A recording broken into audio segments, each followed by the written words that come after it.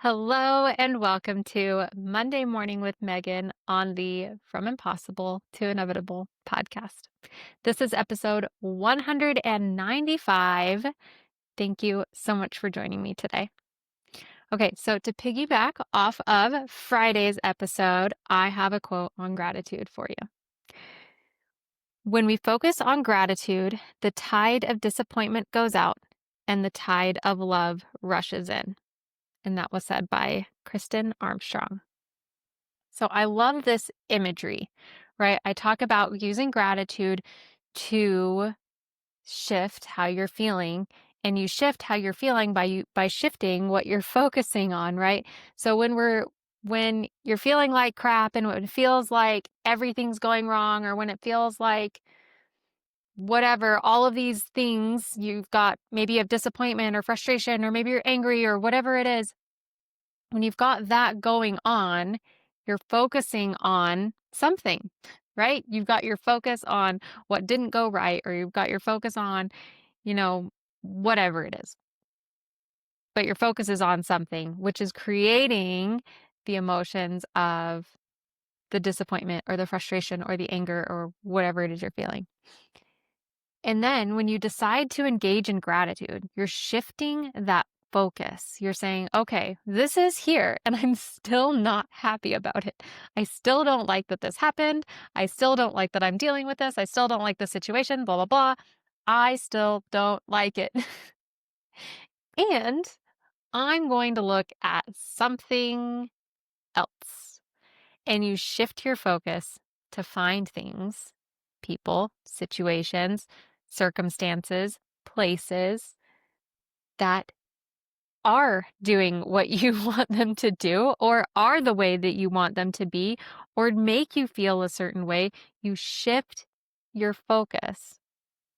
You're like, it's not necessarily ignoring the thing that has you feeling the negative emotions.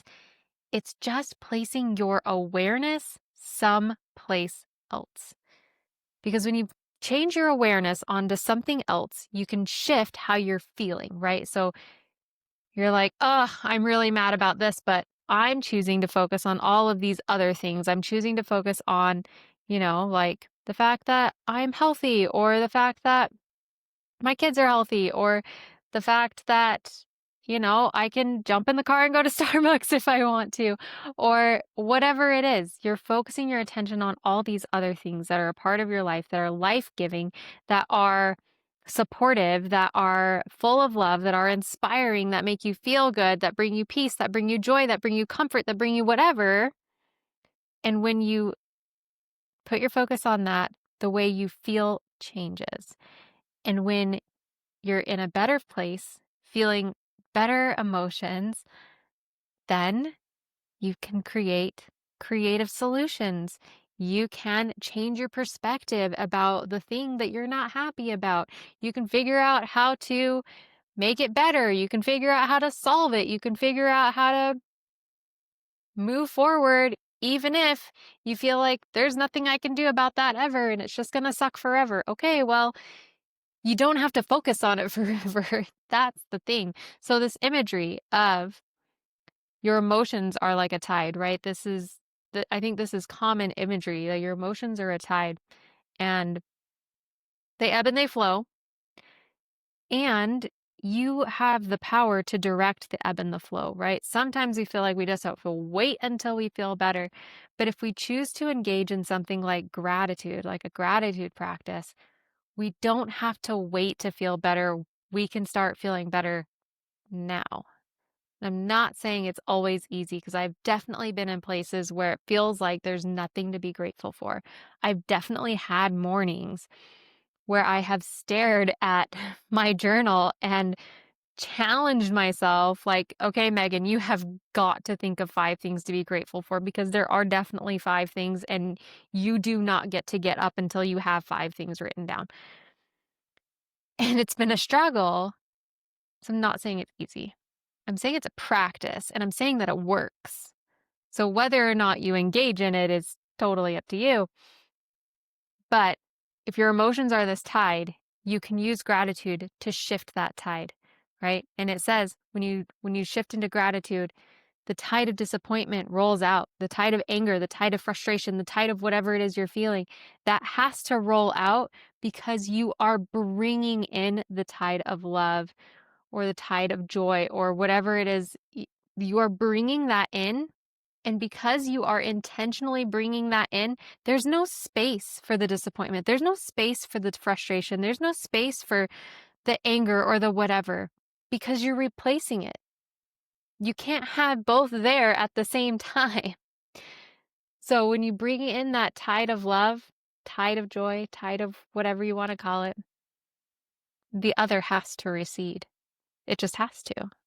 That's just how it works. You can't be grateful and angry at the same time. You can be more grateful than you are angry. You can be like, okay, I'm really mad about this, but I am choosing to focus here. But your focus is going to determine what your feelings are. And so you can change that by changing your focus. So this is really great imagery. I really liked it. I hope that it serves you this week as you look around yourself for things to be grateful for. Look around yourself physically and metaphorically in your life, the situations, the people, the places, and really start to notice why you feel gratitude for those things. Because knowing the underlying reason is going to empower you. Then it'll be easier to tap into it in the future. It'll be easier to go there in the future, especially with places. If you have places in your life that you are grateful to be in and you're feeling some kind of way and you don't want to feel that way, then you know that you can just go there. Physically go there and be in that place and be in that energy and be in that gratitude. Thank you for joining me today. I hope you have a great week. I totally love you. Bye for now.